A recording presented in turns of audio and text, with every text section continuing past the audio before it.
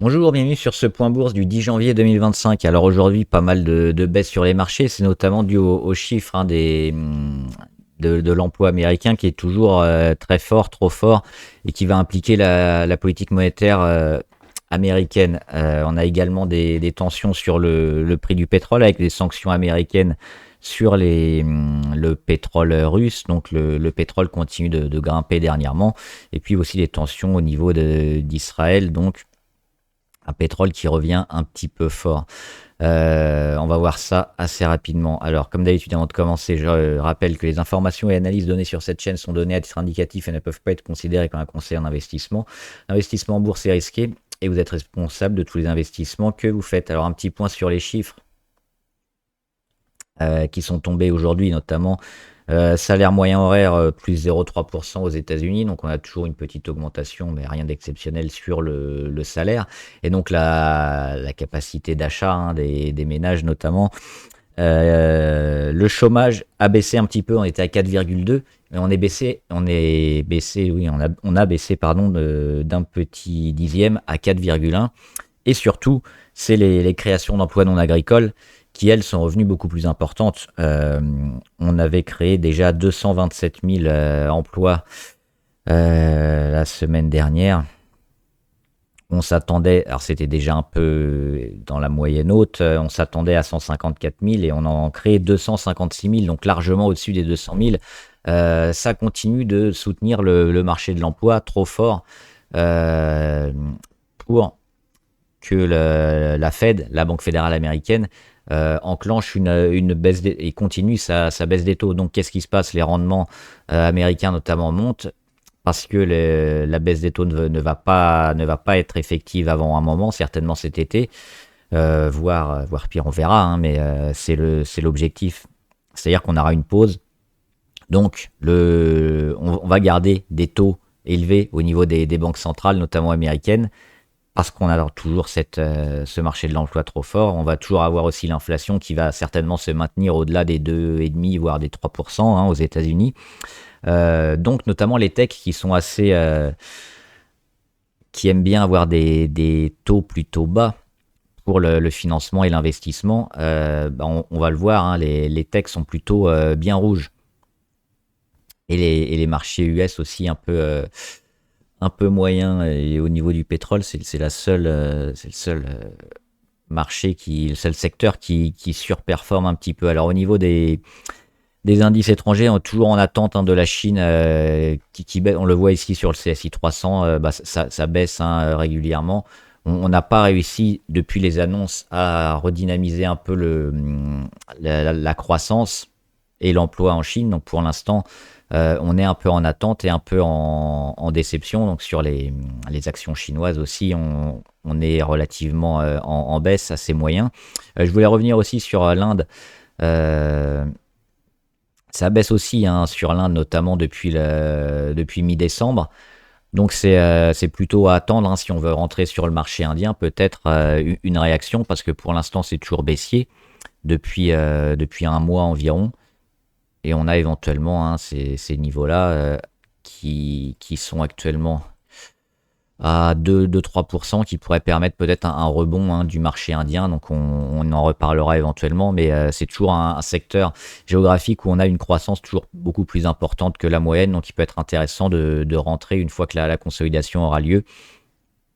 Au niveau du dos, alors aujourd'hui on est baissier, on est toujours sur ces niveaux d'élection de Trump où il y avait l'ancienne zone de gap qui n'existe plus. Pas grand chose à en dire. Et puis le Nasdaq, forcément largement baissier, on l'a dit, avec ces bons chiffres sur l'emploi américain qui plombent la capacité de la Fed à baisser les taux. Et donc ça va descendre sur beaucoup de valeurs tech. Alors avant de faire le CAC et quelques valeurs, on va parler justement des techs et des semi-conducteurs aussi, pour voir que on a peut-être juste un petit mouvement court terme sur les techs. Pourquoi?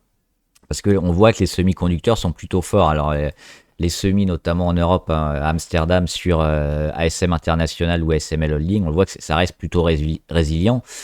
plus 0,3 sur ASM International et on perd un petit pourcent sur ASML, mais on est toujours dans des dispositions plutôt intéressantes. En France, on a également Swatec sur les semis qui revient bien et qui continue sa progression.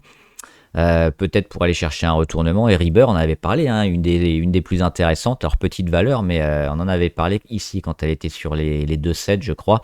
Et depuis, hein, on est sur les 3,3. On a cassé les 2,8 et on continue, donc beaucoup de volume aussi sur Rieber.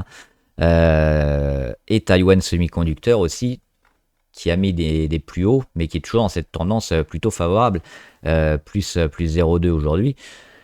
Donc on voit que les semi-conducteurs vont bien, et BE Semiconducteur plutôt stable aussi, mais qui se maintient au-dessus de sa moyenne à 200. Donc on voit que ça va quand même plutôt bien, et que sur la tech, ça devrait être, je pense, juste court terme face au rendement américain et aux annonces de l'emploi, hein, trop fort, qui met toujours la pression sur la Fed. On va regarder Batman avec notamment toutes les techs, hein. Alphabet qui s'en sort le mieux, à part Meta, hein, Meta qui est à plus 1. Sinon, tout est rouge. Et je pense qu'il faut soit être court terme et partir, soit être long terme et rester pour les fondamentaux, notamment sur Alphabet. On le voit, c'est toujours plutôt intéressant, je pense. Même si on aura une petite baisse, ça dépend ce qu'on joue, évidemment. Mais le long terme est toujours largement favorable. Sur cette valeur, sur Amazon, ça paye un peu, hein, un peu plus, presque à -2. Mais là aussi, on a plutôt des fondamentaux solides. Mais à court terme, on pourrait peut-être aller combler le gap et dégrader un peu. Donc, toujours jouer les temps, hein, l'horizon de placement selon vos choix initiaux. Apple, on l'avait dit avec les ventes de téléphones notamment qui sont un peu moins bien. Et puis là, hein, les chiffres sur l'emploi, bonne nouvelle, mais mauvaise nouvelle pour la Fed, donc évidemment ça va baisser aussi sur beaucoup de tech. Broadcom forcément, hein, comme Nvidia, qui descend. Il y a toujours cette grosse zone de gap sur Broadcom. On verra si elle sera comblée ou pas, mais là on va certainement vers un début de correction. Et Microsoft aussi qui a un peu de mal. Mais je pense que Microsoft Alphabet devrait peut-être s'en sortir le mieux, hein, sur les techs, à voir ce que Meta va faire aussi. Ils sont plutôt axé publicité, il devrait peut-être s'en sortir aussi bien, Meta Platform. Et Nvidia, là aussi, peut-être le retour à nouveau, hein, sur les 124, donc c'est pour ça, à court terme, peut-être aussi négatif, mais le long terme reste, je pense, favorable. On l'a vu avec les semis et puis Tesla, qui continue sa petite consolidation. Et on l'attend toujours un peu plus bas, on le voit au niveau de la MACD, c'est encore beaucoup trop haut. On est monté, on a fait du plus 100%, donc du x2 assez rapidement. Donc il va y avoir des prises de bénéfices. C'est trop tôt, je pense, pour rentrer sur Tesla et jouer la deuxième vague. Même si cette action nous intéresse, il y aura certainement aussi à court terme des prises de bénéfices. On va regarder le CAC 40. Et toujours la même zone, hein, qui bloque le CAC 40, à savoir les 7506. C'était l'ancienne zone de gap du 29 octobre qu'on avait comblé quelques jours après, mais ça avait fait échec le 9 décembre et là ça fait échec depuis 4 séances, hein. Toute la semaine on a essayé de passer et ça ne passe pas. Alors on l'a vu avec la Chine qui peine à repartir, forcément le luxe a un peu de mal, mais qu'est-ce qui tient finalement? C'est le pétrole, hein, et l'énergie, avec le CAC où il y a pas mal notamment Total qui fonctionne bien. Donc pour l'instant, alors petite rotation sectorielle, ce qui fait qu'on se maintient là, mais pour casser, il faudrait que la Chine revienne et que le luxe reparte, ou alors qu'on ait d'autres, éventuellement les bancaires. On a la semaine prochaine les bancaires américaines qui vont donner leurs résultats. Pourquoi pas, ça pourrait aider, ou secteur guerre-défense qui va plutôt bien. On va le revoir aussi avec quelques valeurs.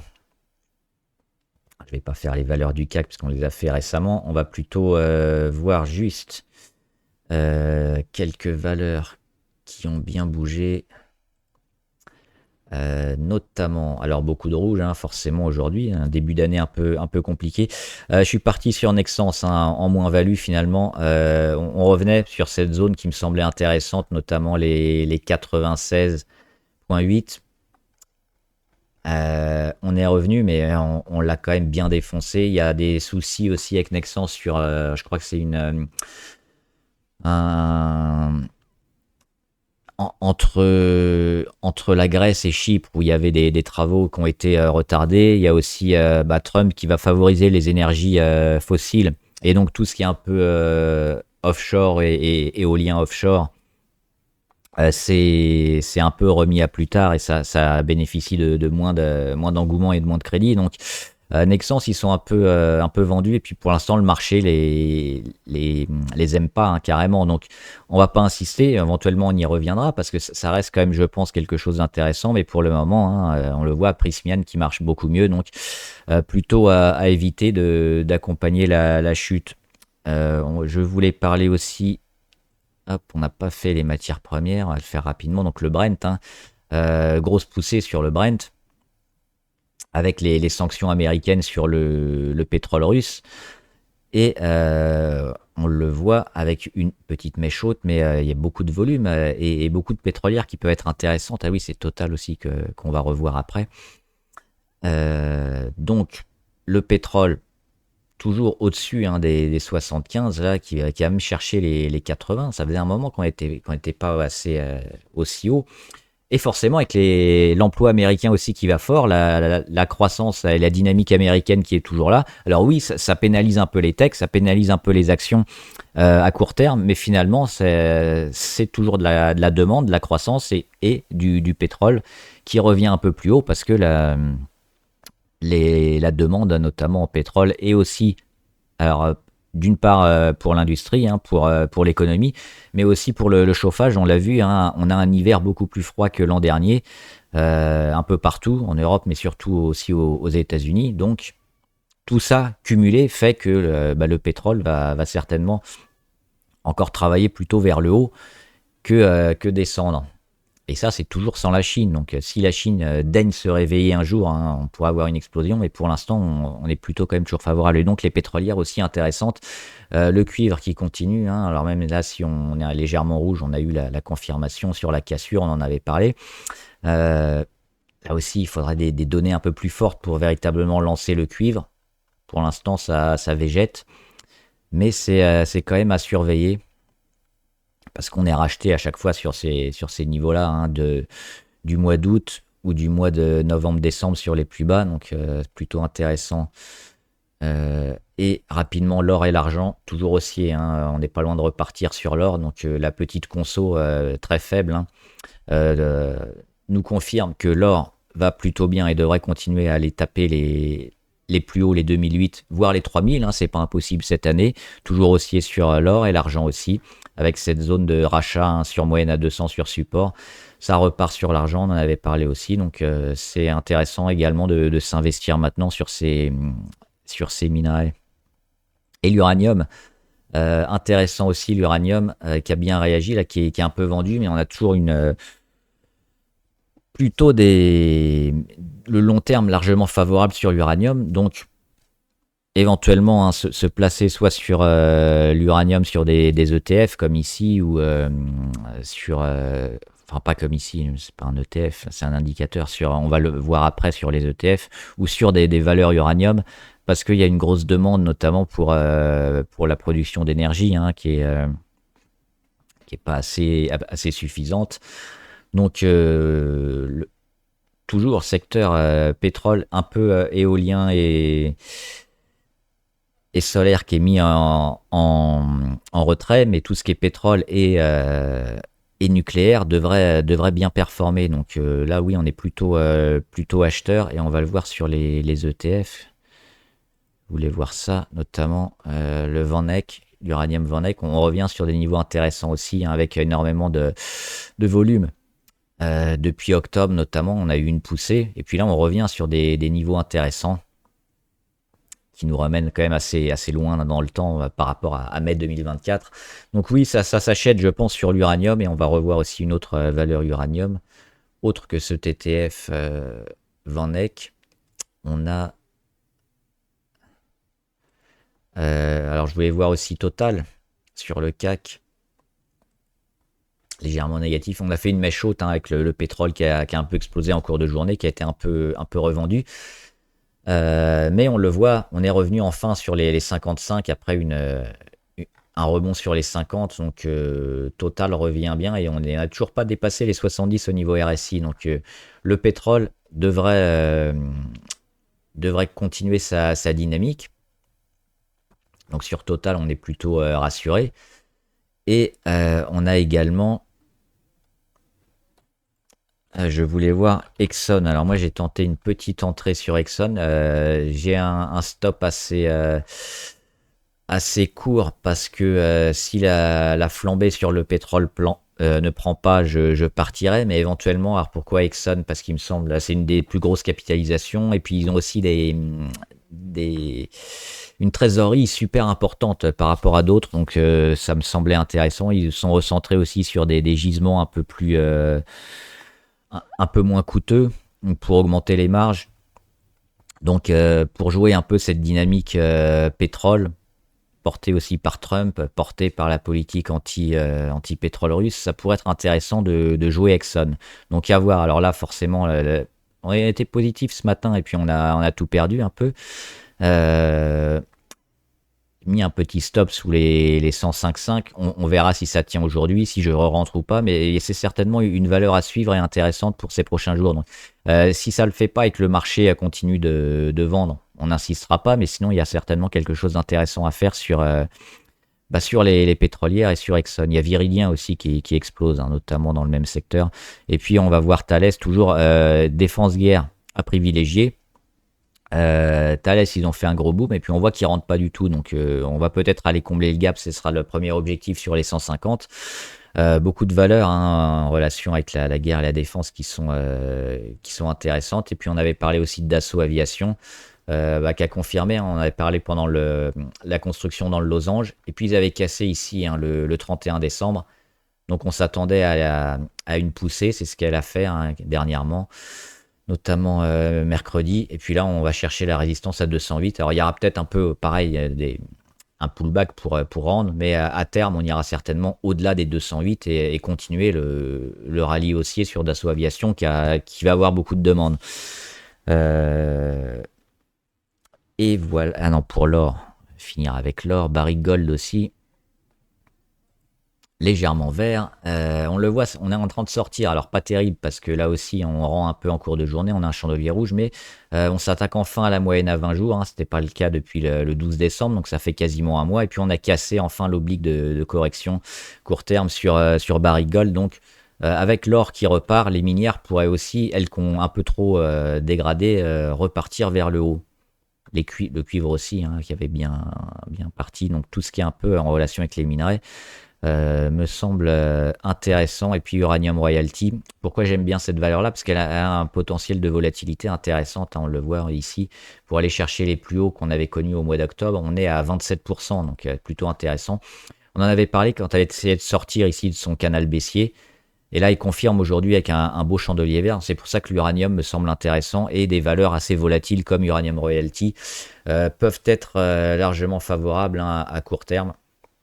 On voit l'inversion de tendance sur le premier rebond juste avant la cassure qui s'est fait au niveau MACD. Et puis là, on a la confirmation avec, on va probablement conclure cette séance au-dessus, hein, ce qui n'avait pas été le cas parce qu'on était revenu sur ces niveaux-là à chaque fois en fin de séance. Mais là, ça devrait tenir et enfin nous amener Uranium Royalty vers une dynamique haussière pour aller jouer les 3 $. Voilà, j'espère que la vidéo vous a aidé. N'hésitez pas à me dire en commentaire ce que vous en pensez, les valeurs qui vous intéressent. J'y répondrai. Des fois, il y a des messages qui disparaissent, mais en général, je les vois à peu près tous. Hein. J'essaye de répondre à chaque fois. N'hésitez pas à remettre, hein, si j'oublie. Et voilà. Bon trade, à plus.